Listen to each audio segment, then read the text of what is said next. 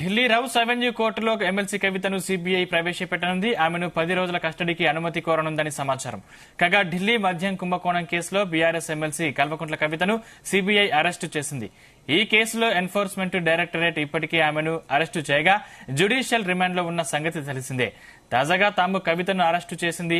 దీంతో కవిత అరెస్టును సవాల్ చేస్తూ ఆమె తరపు న్యాయవాది నితీష్ రాణా రౌస్ అవెన్యూ ప్రత్యేక కోర్టును ఆశ్రయించారు. నిన్న రంజాన్ సెలవు నేపథ్యంలో ప్రత్యేక న్యాయమూర్తి మనోజ్ కుమార్ ముందు ఈ అంశాన్ని ప్రస్తావించారు.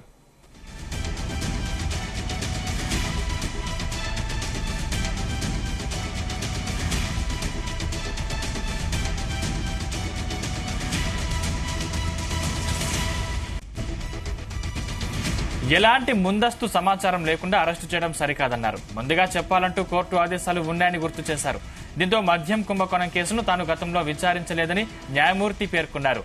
అత్యవసర కేసులు మాత్రమే ప్రస్తుతం పరిశీలిస్తామని చెప్పారు. దీనిని శుక్రవారం రెగ్యులర్ కోర్టు ముందు ప్రస్తావించాలని సూచించారు.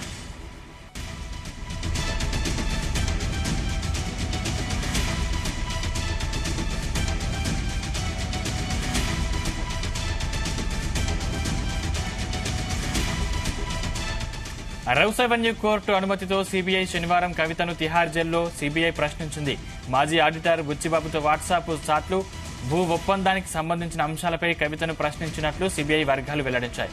తాజాగా ఆమెను అరెస్టు చేసిన నేపథ్యంలో విచారణ నిమిత్తం కస్టడీకి ఇవ్వాల్సిందిగా సీబీఐ ఇవాళ ప్రత్యేక కోర్టును కోరనున్నట్లు తెలిసింది.